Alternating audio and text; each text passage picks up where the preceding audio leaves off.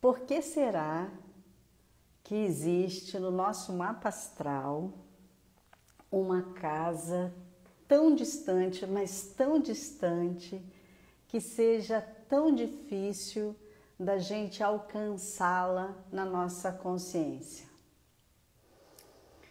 Bom dia a todos. Eu vou fazer essa pergunta novamente.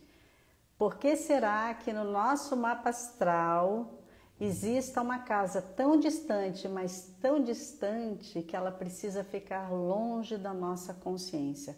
Ela é, inclusive, uma casa mais longe do que as casas transcendentais, como a casa 11 e a casa 12. Por que será que existe uma casa dessas, né? Porque a gente precisa de espaço. A gente precisa de espaço para a gente ser quem a gente é. A gente precisa de espaço para a gente se desenvolver desde o ascendente, que é a casa 1, que a gente tratou ontem, depois a casa 2, depois a casa 3, 4, 5 e 6, e aí tem a casa mais distante, que é a 7. Então a gente precisa desse espaço de desenvolvimento para que a gente tenha condições de sustentar vários programas internos, né? Para que eles se tornem conscientes. Porque a gente precisa, gente, de espaço para entrar outra pessoa na nossa vida. Como é que a gente pode casar se não existe, se a gente não exercita um espaço para entrar outra pessoa, né? Outra característica desse espaço todo é que a gente precisa viver em sociedade.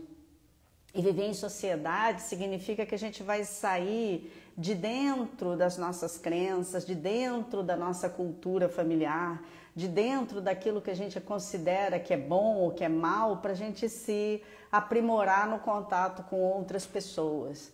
A gente também precisa de espaço, porque se a gente não se dá bem com uma pessoa e se essa pessoa nos prejudica, a gente quer que ela fique distante, sem prejudicá-la. E se a gente também causa um dano para outras pessoas, a gente também precisa dar um espaço para essa pessoa, né? A outra importância de ter espaço no mapa, vocês estão vendo que a gente está falando da casa 7, né? A casa dos relacionamentos. Curiosamente, a casa que vai possibilitar da gente formar uniões longas, estáveis, que nem a casa 7, ela precisa ser a mais espaçada no mapa. É a casa que tem mais casa entre uma e outra, né? E que a Liz Greene, a minha astróloga preferida, sempre fala que lá está aquele conteúdo todo inconsciente. Então, para que a gente, né, precisa desse espaço todo? Porque também tem uma coisa que o Hellinger falava, e vocês sabem, quem já fez mapa comigo, eu não consigo mais ler mapa astral sem estar com a postura fenomenológica do constelador junto e sem estar com as compreensões que o Bert Hellinger e a Sophie Hellinger trouxeram sobre os sistemas familiares, sobre os sistemas de trabalho, de justiça, enfim, tudo aquilo que ele pôde abordar através da fenomenologia que ele criou. Ele não criou a fenomenologia, mas ele fez uma fenomenologia que revelou a constelação familiar para a gente. Então o Hellinger, ele descobriu, antes mesmo de criar a constelação familiar, que existia a boa e a má consciência. A fenomenologia, que ela é uma linhagem da filosofia, ela nasce com a segunda pergunta: o que é consciência? Né? E eu quero pesquisar a consciência a partir dela mesma, né? E então o Hellinger já perguntava o que é consciência. E ele, na época, ele era padre ainda, né? Ele era jesuíta, e as pessoas iam se confessar com ele. E no momento que ele escutava, ele percebia que as pessoas se sentiam culpadas quando elas iam tentar fazer alguma coisa muito diferente daquilo que a família delas dizia que era certo ou errado, né? Então, assim, muito diferente daquilo que a família falava que era errado, ou que não podia, ou algo que a família nem falava se era errado ou não, mas não estava dentro daquele escopo familiar. Quando ela ia confessar: puxa, eu acho que eu vou dar um beijo na boca antes de casar e na minha família não se pode dar beijo na boca antes de casar, a pessoa se sentia mal, se sentia culpada, ela tinha má consciência. E quando ela chegava e se confessava, pertencia, por exemplo, a uma família de pessoas que matavam outras, que ela falava assim: eu cometi mais um crime, o Hellinger percebia que essa pessoa não se sentia tão mal ao cometer um crime desses, porque no sistema familiar dela era uma tradição fazer esse tipo de ato. Então ele percebeu que o que é bom e o que é mal depende de cada crença, de cada cultura, de cada consciência. Ele não estava dizendo que uma pessoa que se torna assassina, ela é boa para a sociedade. Ele só estava percebendo que existia na consciência pessoal dessa pessoa, ela se sentia má ou bem, de acordo com os atos e aquilo que ela pensava. Então, por que eu estou falando isso? Porque a casa 7, ela é uma casa que vai falar do totalmente outro, do legítimo outro na convivência, né? Daquele que a gente vai ter que legitimar totalmente na nossa vida, exatamente como ele é, com as coisas que ele traz. E quem é a primeira pessoa que a gente vai ter que fazer isso depois que a gente está mais velha, adulta, que a gente quer casar, vai ser com o nosso marido ou com a nossa esposa, né? Então a gente vai ter que aceitar totalmente aquela pessoa. E aquela pessoa vai vir com uma boa consciência, ela vai vir com a boa consciência da família dela, que homens não fazem nada em casa e mulheres trabalham pra caramba. Ele vem com a consciência de que os homens bancam e a mulher não precisa trabalhar, por exemplo. Estou dando um exemplo de uma boa consciência. E você vem com a boa consciência de uma família onde as mulheres e os homens trabalham, os homens é que cozinham, e que é muito bom dividir da parte financeira e também de ajudar o homem se ele precisa. Aí essa é a sua boa consciência e o seu companheiro que você vai casar tem a outra boa consciência. Quando eles se encontram, essas boas consciências começam a se chocar. E aí você vai ter que, no casamento, vocês dois vão ter que ir para a má consciência, ou seja, ele vai ter que ceder algumas coisas que ele não estava acostumado.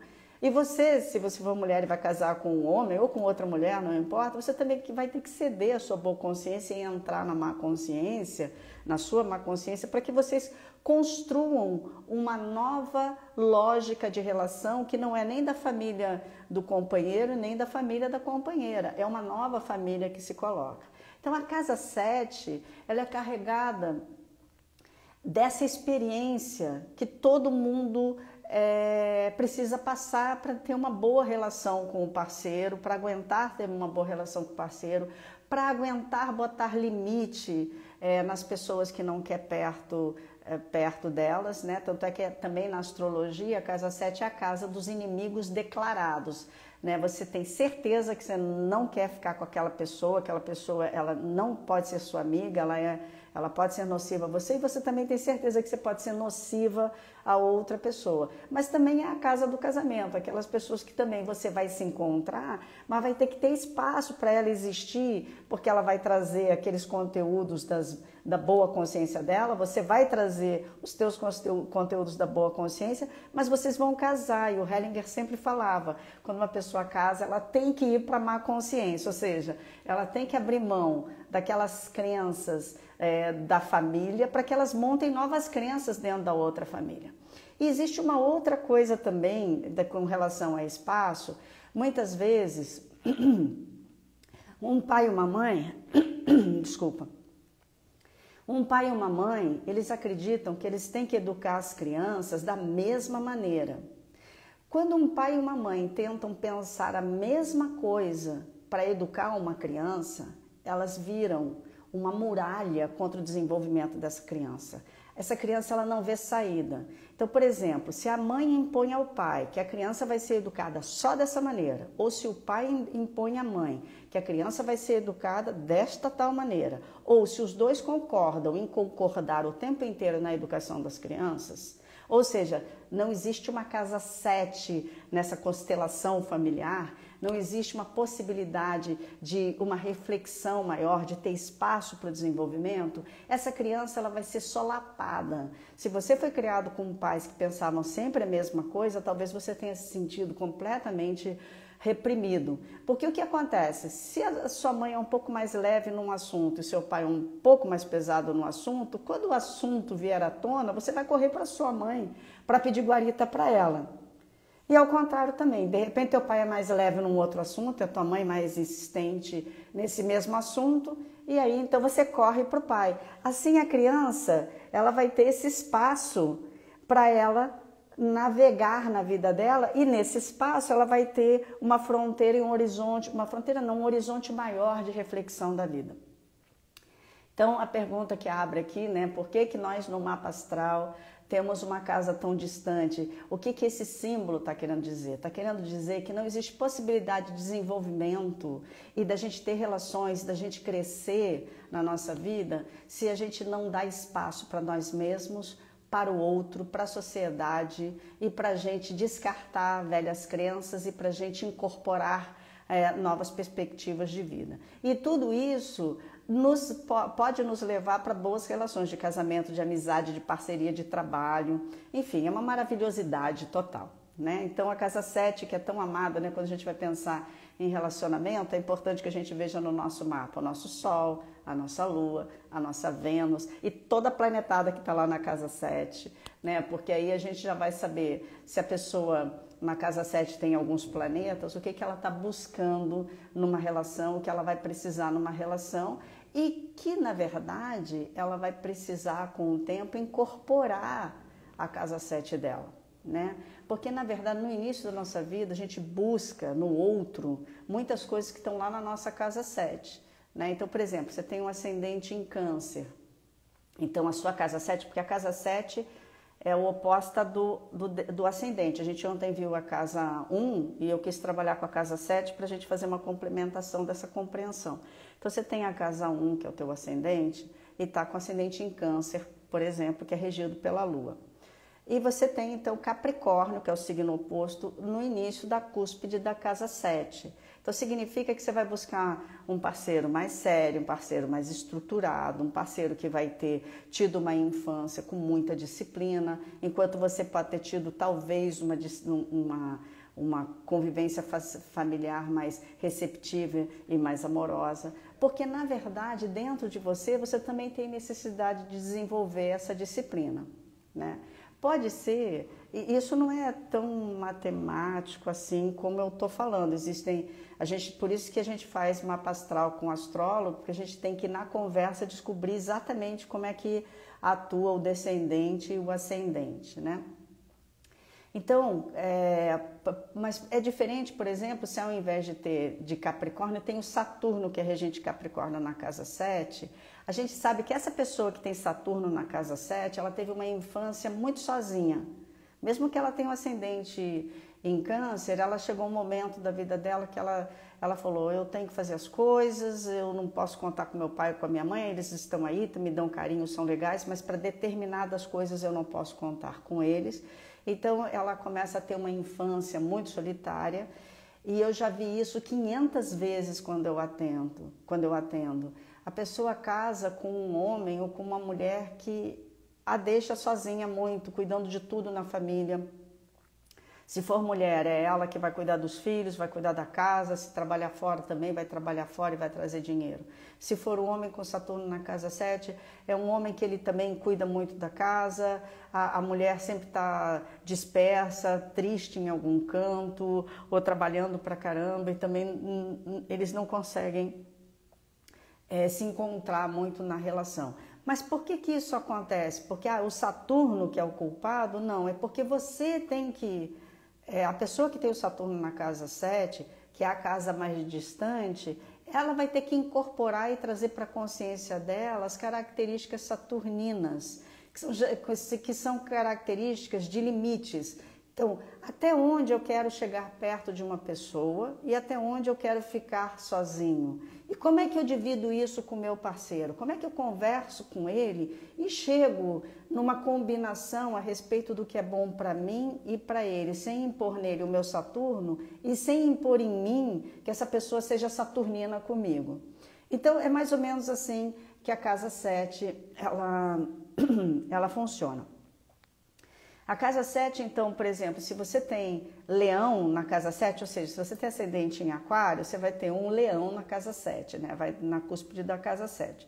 Então, o que que acontece?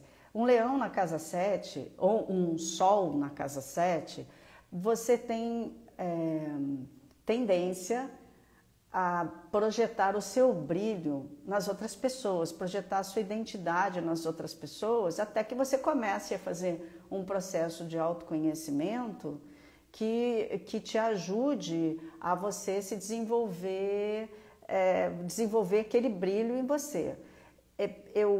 eu vejo pessoas com o Sol na casa 7 que durante a juventude cuidaram muito de si, mas na hora que casam se esquecem de si mesmas, né? E também pessoas com dificuldade de buscar terapia. Podem virar terapeutas, mas elas mesmas têm dificuldade de fazer terapia porque elas têm tendência a projetar demais no outro as suas questões, de transferir também suas questões para as outras pessoas e cuidar tanto das outras pessoas que elas acabam esquecendo de cuidar de si mesmas. E, portanto, elas têm uma dificuldade muito grande de se separar quando a relação está ruim. Elas esperam que o outro termine a relação porque elas fazem uma projeção tão grande, uma transferência tão grande na outra pessoa, sobre seus conteúdos, sobre seu próprio brilho, sobre a sua própria importância, que a pessoa precisa ir embora para ela começar a fazer o processo dela de crescimento. Então não é a melhor posição de todas, né, um Sol de casa 7, mas isso não quer dizer que é ruim o Sol de casa 7. Quando a pessoa se trabalha, o Sol de casa 7 vira um grande conselheiro, vira uma pessoa que consegue formar relações, mediar relações, são grandes mediadores, são excelentes terapeutas porque tem uma empatia muito grande. Mas precisa fazer esse trabalho que é da consciência de si mesmo, que é a casa 1, porque ele tem uma consciência dos outros exacerbada demais e ele não está fazendo um trabalho de consciência de si, que é a casa oposta, né? Também tem uma coisa, se você tem muitos planetas na casa 7, e são planetas muito dispersos, por exemplo, você tem um Saturno e um Urano na casa 7. Saturno vai querer uma relação estruturada, né? Vai procurar um parceiro que dê segurança e estrutura na relação. E o Urano vai querer uma relação com aventura, né? Aquela série que eu não gostei muito, mas que eu gostei bastante, né? Eu não gostei porque é aquele chavão norte-americano de pessoas todas malhadas no corpo, todas bonitas, mas o conteúdo dela era muito bom, que é Sex Life. Fala muito disso, quer dizer, ela estava casada num casamento que para ela o cara era muito legal, bem saturnino, mas ela queria uma aventura uraniana. Na verdade, toda aquela série está tratando de uma mulher cindida nela mesma, né? Ela não está conseguindo integrar as suas próprias questões, né? Mas também a gente pode entender também como uma casa 7 que está com... Casa 7 ou um mapa com um choque muito grande de padrões que está fazendo com que a pessoa o tempo inteiro fique querendo viver duas coisas ao mesmo tempo e não consegue encontrar uma terceira via. Não é uma síntese, viu, gente? É uma terceira via. É conseguir decidir alguma coisa para si mesmo, onde essas duas características elas possam estar convivendo com ela, né? E possa estar... E que ela não anule nenhuma dessas características. Então, ou essa pessoa fica entediada num casamento e tem um amante, ou essa pessoa fica com pânico de relação muito segura porque ela só quer viver aventura, e aí no caso talvez ela tenha que buscar uma relação que seja de muita segurança, mas que eles possam se aventurar no mundo juntos, ou que tenham liberdade e espaço para se aventurarem, né? A outra questão aqui, então vamos lá, uma lua na casa 7, a minha experiência, a gente vai ver na literatura da astrologia, a gente fala que a pessoa vai buscar alguém mais receptivo, mais amoroso. Na minha experiência, né, que eu vou logo vendo o que é, a pessoa está procurando a mãe dela na relação. E quem tem lua na casa 7 tem uma característica, se casar muito cedo vai ter no mínimo 2 casamentos, se casar antes dos 30 vai ter no mínimo 2 casamentos, porque ela vai casar, ela vai se apaixonar e vai casar com uma pessoa que ela nem sabe se tem a ver com ela, porque ela projeta demais, ela vai demais para outra pessoa, ela busca demais aquela pessoa para compensar alguma coisa na relação com a mãe dela. E aí um dia está chegando lá no retorno de Saturno dela, entre os 28 e os 30 anos, vai fazer um retiro espiritual, vai fazer alguma coisa, encontra um bonitão fantástico, gostoso e tal, ou uma bonitona maravilhosa e tal, ou vai para o congresso, ou está no trabalho e de repente fala, meu Deus, é esta pessoa que eu estava procurando. Não é porque é esta pessoa que ela estava procurando. Ela encontra naquela pessoa algo que ela está procurando nela mesma. Só que aquela outra pessoa que ela se apaixona é a característica daquilo que ela ainda não deu oportunidade para ela ser e que no casamento atual ela não está tendo espaço para ter. Casa 7, espaço, ela não está tendo espaço para ser. Então, ela acaba saindo daquela relação e mergulha numa outra relação diretamente, que geralmente não é a relação que fica, é uma relação transitória. Geralmente, gente, isso daqui não é tão taxado assim, né? Sabe que mapa não é tão determinista, mas eu estou dando é um modelo para a gente entender mais ou menos como funciona, tá? Então, essa pessoa, ela vai para essa nova relação, chega na relação e vê que também não é essa pessoa, não porque essa pessoa não é mais ou menos o tipo que ela quer, talvez seja o tipo que ela quer, mas é o tipo que ela quer ser, entende? Então o problema de Lua na casa 7 é que se casa muito cedo, geralmente, a maioria das vezes tem 2 casamentos por conta disso. Se casa depois dos 30, ela já está mais incorporada de si mesma, mais dona de si mesma, então ela não vai vacilar muito. Vacilar não, porque a gente pode vacilar e não tem problema nenhum. A casa 7 também fala que a gente se conhece através do outro, né? Eu reconheço eu através de você, né? O Martin Buber, que é um filósofo que falava isso, ele dizia, como é que é a frase dele? Uma pessoa encontra o eu através de você. Então também não tem problema se a gente tiver alguns casamentos até a gente perceber o que é importante para a gente. Tanto é que a gente tem a metanoia, né, que é a metade da nossa vida, depois dos 45 anos. Há um tempo atrás, nos 35, atualmente nos 45, que aumentou a nossa longevidade, né? Então, que a gente também se questiona, tá? Até agora eu fiz tudo isso, mas será que eu estou vivendo coerente com quem eu sou? E isso tudo tem a ver com a casa 7, essa distância. Quer dizer, a gente demora tantos anos, né, para a gente incorporar facetas nossas que estão tão distantes da nossa consciência e que a gente fica exigindo ou querendo que o parceiro nos dê ela, ou a gente precisa que o parceiro nos dê ela para a gente organizar isso dentro da gente. Eu me lembro no meu casamento que o meu ex-marido, ele dormia muito tarde e acordava muito tarde, e eu dormia muito cedo e acordava muito cedo. Quando a gente se separou, ele começou a acordar muito cedo, continuou dormindo tarde, mas começou a acordar muito cedo e eu comecei a acordar muito tarde. Agora já está regulamentado, porque a gente está separado há muito tempo, né? Mas assim, foi muito engraçado, porque de alguma forma eu levei um ritmo para ele e ele também me trouxe uma liberdade. Isso tem a ver com essa questão da casa 7. Vênus na casa 7 é um beijador na boca, inveterado, gosta de beijar na boca, gosta de romance, gosta de beijo, gosta de pessoas bonitas, gosta de arte, gosta de se divertir, é um hedonista e que tem que viver essa vontade de ter prazer mesmo e ser muito feliz e talvez com o tempo, se não tiver muito feliz, porque namora demais e porque isso não tá esvaziando demais, talvez procurar uma pessoa que te dê prazer, que te dê felicidade, que seja leve. A Vênus é leve na casa 7, que seja leve, mas que a relação possa ter uma certa duração ou ser mais consistente. Quem tem Mercúrio na casa 7, 100% das vezes casa... Não, mentira. Mas ou casa com pessoas que são um ano mais velhas ou casa com pessoas que são 15 anos mais novas, entendeu? Então tem uma coisa de juventude, a pessoa precisa ter uma jovialidade, precisa ser divertida. E na verdade tudo isso que eu estou falando é porque a pessoa tem que incorporar isso nela, ela que tem que desenvolver essas características e também dar para ela essas características. E não é também, quando eu tenho esse discurso, né, muito individualista, né, como eu sou ariana, é muito autoconsciência e tal, mas assim, a gente também, na convivência com outra pessoa, como eu falei anteriormente, a gente desenvolve características que a gente quer desenvolver dentro da gente, né? E que está projetada lá na casa 7. Então, todos os planetas que você tiver na casa 7...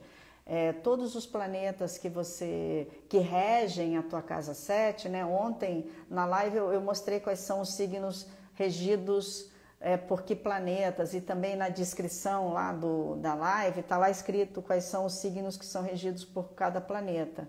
Então na casa 7, se você sabe qual é, se não tem nenhum planeta, mas você sabe o signo que está ali regendo a casa 7, você vai ver onde é que está, por exemplo, o touro na casa 7 é regido por uma Vênus que está em algum lugar, pode estar na casa 7 ou pode estar em outro lugar no mapa, você já sabe que aquela casa 7 vai estar sendo complementada por aquela Vênus numa outra casa, e que você tem que desenvolver aquelas características que estão muito longe da sua consciência. Marte, a minha experiência com pessoas que têm Marte na casa 7 são pessoas que namoram atletas, pessoas que namoram policiais, pessoas que namoram pessoas que gostam de armas, e às vezes pessoas que namoram pessoas violentas. Então a minha dica é: vai fazer karatê, vai fazer tai chi, vai fazer alguma coisa de luta, vai trabalhar com o teu corpo. Eu tinha uma amigona minha melhor amiga, né? Que ela tinha esse Marte, né? Então, vira e mexe, ela estava namorando alguém que gostava de armas, gostava de luta, gostava de pesquisar guerra. Então, ela vira e mexe, ela estava fazendo isso, até que eu falei: vai você fazer um esporte, alguma coisa, e ela começou a mudar o padrão dela. Não que namorar uma pessoa que gosta de guerra seja ruim, se a pessoa... Isso daí os guerreiros são assim, né? É um estudo que se faz, e é importante também, né, que a gente tenha guerreiros, não para fazer guerra, mas para manter a manutenção da paz. Mas também para ela já estava cansada desse padrão, não porque ela estava cansada desse tipo de homem, mas ela estava cansada de não desenvolver essas características nela. Eu tenho o Netuno, por exemplo, na casa 7, vira e mexe, eu estou com alguma relação com algum músico, né? Assim, se forem ver todos os namorados em meu casamento, é sempre músico, né? Então eu falei: ok, eu tenho que desenvolver Netuno na minha vida, né? Então essa questão de mergulhar, de espiritualidade, dessa coisa mais poética, eu tenho que desenvolver dentro de mim, porque senão eu fico procurando no outro. Isso não significa que eu vou abrir mão de gostar de pessoas sensíveis, né? O Júpiter, quem tem Júpiter na casa 7, geralmente são pessoas muito exigentes dos outros. Eu nunca vi uma pessoa com Júpiter na casa 7 que sempre quer alguma coisa a mais do outro, né? O Júpiter, ele é muito esfomeado, né? Então, aí ele chega no relacionamento e ele quer sempre mais do outro, ele espera muita coisa da outra pessoa. Então, muitas vezes, o que pode acontecer com Júpiter na casa 7 são pessoas adoráveis, divertidas, bacanas, mas pode ser que as pessoas acabam indo embora, né? Porque falar: não, essa pessoa está querendo demais de mim. Então, quem tem Júpiter na casa 7, talvez tenha que se dar uma vida mais glamurosa, se cuidar mais, né? Talvez, porque senão acaba exigindo muito das outras pessoas. E também tem uma espiritualidade muito forte, tem que desenvolver essa espiritualidade. Às vezes o Júpiter é aquela coisa, o Júpiter, ele é maravilhoso, mas ele também tem a faceta espiritual e religiosa. Às vezes também são pessoas um pouco dogmáticas, podem casar com pessoas dogmáticas e que tentem reprimir e controlar ela, né? E podem casar também com estrangeiros. O Júpiter tem essa marca muito forte de pessoas que podem, ou que viajam muito, ou de professores, enfim. O Saturno, como eu falei anteriormente, teve uma infância muito, com uma solidão muito grande, vai buscar uma relação que vai dar mais segurança.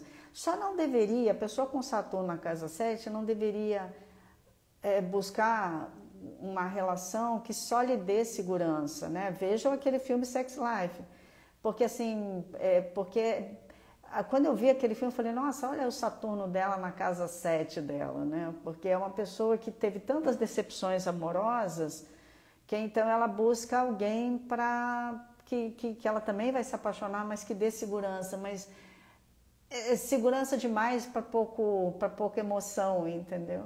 Então, Saturno na casa 7, o ideal é que a pessoa que tem Saturno na casa 7, sim, busque a sua segurança, mas também que tenha um tempero na relação e que você possa trazer esse tempero para a relação e você casar com alguém que também traga esse tempero para a relação. Senão, essas pessoas, elas são muito boas para casar, elas são muito sérias no casamento, são muito parceironas mesmo, elas pegam junto muito forte, quem tem Saturno na casa 7. E elas acreditam que é um compromisso muito sério o casamento, as relações, mas às vezes negando os seus próprios desejos, né? Então tem que fazer tem que ser carinhoso consigo, tá? Quem tem Saturno na casa 7, seja carinhoso. Aliás, todo mundo seja carinhoso, mas Saturno principalmente, né? Urano, quem tem Urano na casa 7 pode estar com 30 anos e casar com um homem de 60, com uma mulher de 60, pode estar com 60 anos e casar com uma mulher de 18, com um homem de 18, pode casar com pessoas de culturas completamente diferentes. O Pierre Sarkar, ele falava que os grandes casamentos são casamentos revolucionários, né? Pessoas que são de culturas completamente diferentes, então elas se encontram e o exercício de aceitação dessas culturas nas duas pessoas é tão intenso que elas criam um espaço dimensional para que cada vez mais diferenças possam ser incluídas, que haja menos exclusão, que haja mais pertencimento no mundo. E às vezes não, às vezes as pessoas não toleram tanto essas diferenças, né? Se bem que quem tem Urano na casa 7 ou Aquário na cúspide da casa 7 tem uma tolerância à diferença maior. Se ela não sabe disso, ela tem que entender isso, porque às vezes, né, como eu falei, a casa 7, a gente não sabe que a gente tem aquelas características. Então eu acho muito engraçado. A gente vai fazer um mapa e a pessoa, do nada, eu não pergunto nada, a pessoa fala assim, detesto aquariano, vamos dizer. Tá? Estou dando um exemplo, não é isso exatamente o que a pessoa fala, mas assim, eu detesto aquariano. Aí a gente vai ver que ela tem um uranão lá na casa 7, aí você fala, ó, você tem que desenvolver as características aquarianas, uranianas em você. E aí ela vai entender que, na verdade, na família dela, tudo que era uraniano, aquariano, que é ser rebelde, ser amplo, viajar, ser mais livre, mais solto e dar liberdade para as outras pessoas também, era reprimido. Então tá lá, tudo que é reprimido no sistema familiar também está lá na casa 7. E a gente vai ter tendência a excluir aquilo a ser a nossa má consciência se a gente for para lá. Mas também é aquilo que a gente deseja, aquilo que a gente anseia, aquilo que a gente quer incluir, a gente quer incorporar, né? Tão bonito, né? Como o mapa, né, não deixa que nada fique de fora, né?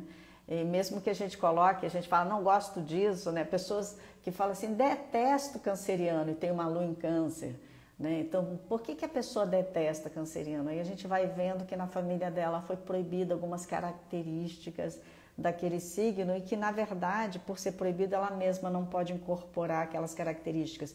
Vai ver que a mãe falava muito mal do pai, que tinha o signo de câncer, vai ver que o pai falava muito mal da mãe, que tinham características cancerianas, né? No caso é Urano, né? Urano é que traz isso de uma forma muito mais intensa do que os outros planetas. O Netuno, que eu tenho, né, na casa 7, o Netuno ele é todo romântico, todo...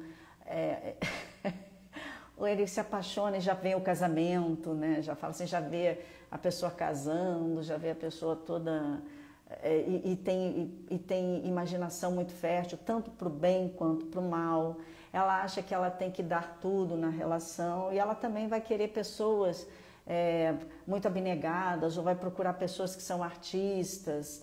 E como Netuno não tem fronteira, também muitas vezes podem ser relações polígamas, no sentido de que a pessoa não quer uma relação polígama, mas casa com um cara que quer sair com todas, ou o homem casa com uma moça que quer sair com todos, ou quer sair com todas e com todos, porque não tem limite. Então, como é que você vai... Esse Netuno, como é que você, dono desse Netuno na casa 7, quer dar expressão para esse Netuno? Porque se você não der expressão, se você não pegar ele vai vir da forma que ele está aí no mundo disperso. Né? Ele está por aí, não é disperso, ele está no mundo aí, várias características são netunianas. Então você vai casar com alguém que tem essas características muito intensas, mentirosas. Muitas vezes uma pessoa com Netuno na casa 7 casa com mentirosos, né? Pessoas que falam, não, eu sou monogâmico, mas sai com 500 pessoas, entende?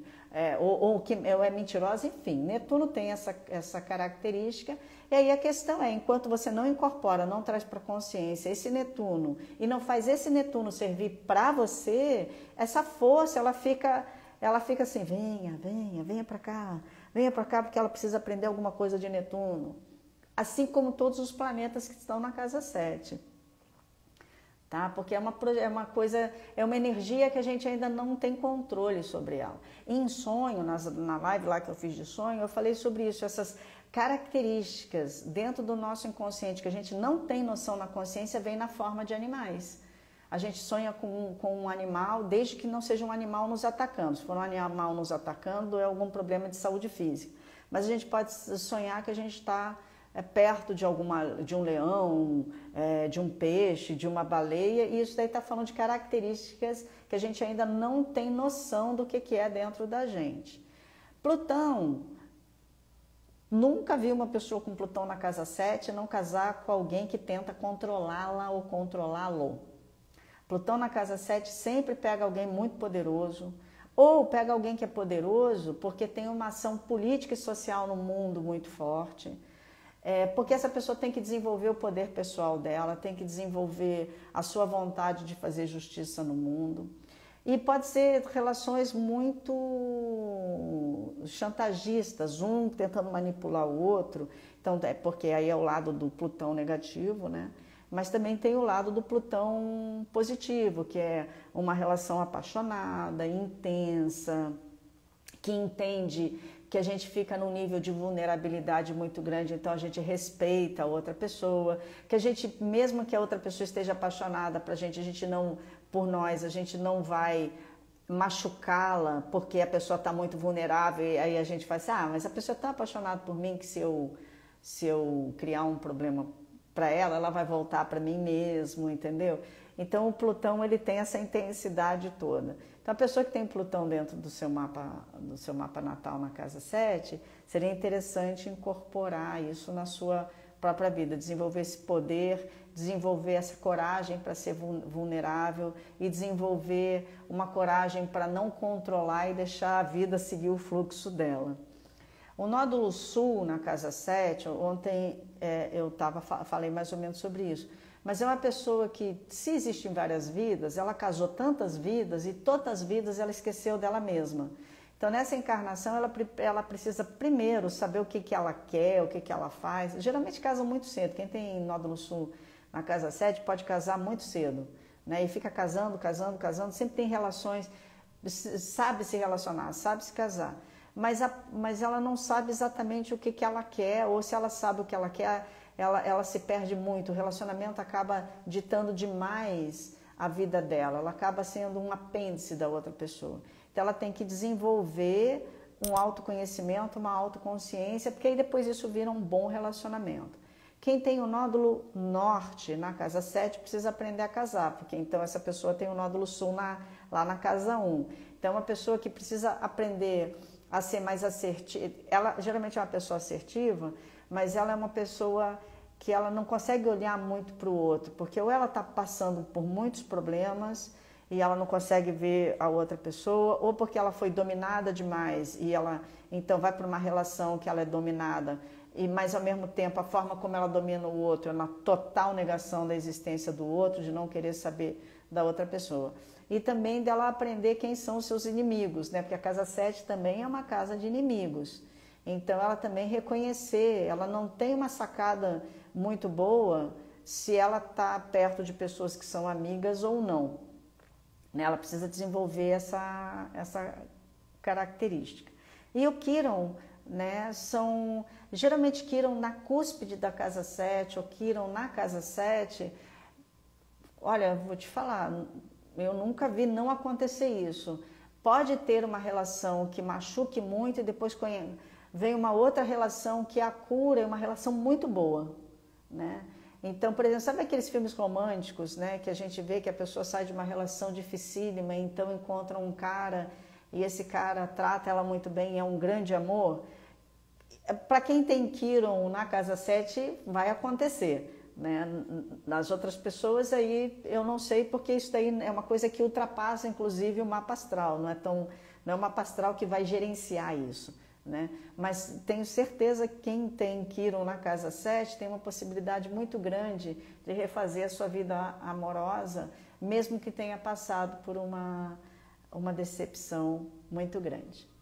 Gente, algum de vocês tem alguma pergunta? Eu vou dar uma olhada aqui para ver se alguém fez alguma pergunta.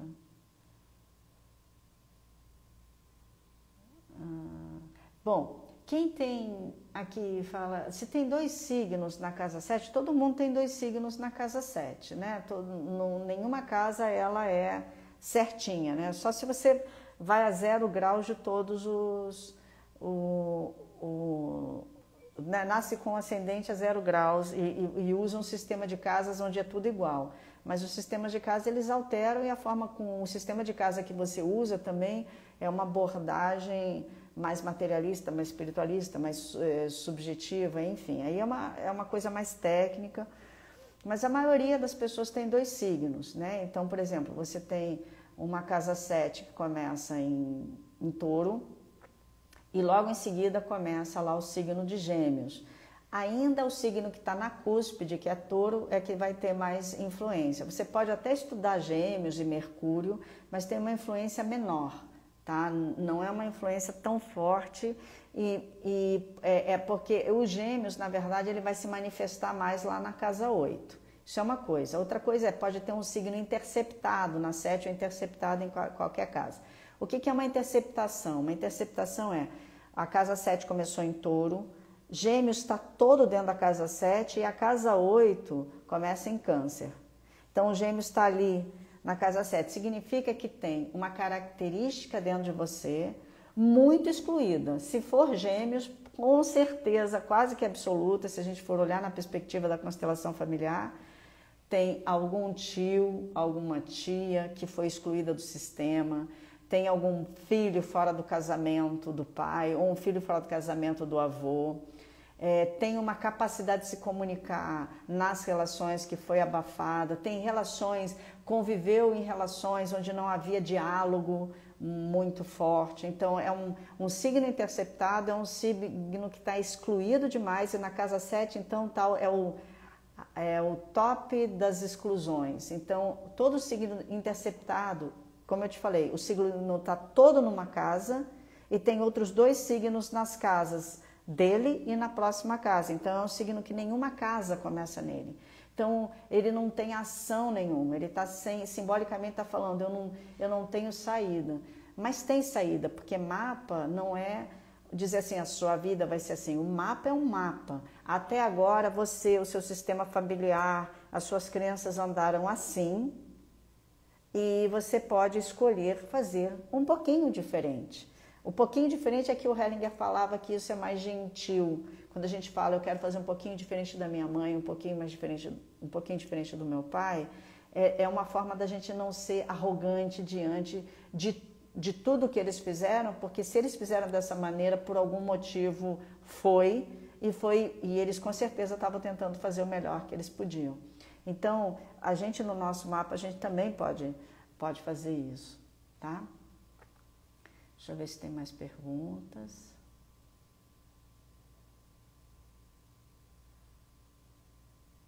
Então, né? Tolerante e romântica, lindo. E gosta de aventura, né? Viu? Olha aí, interessante, né?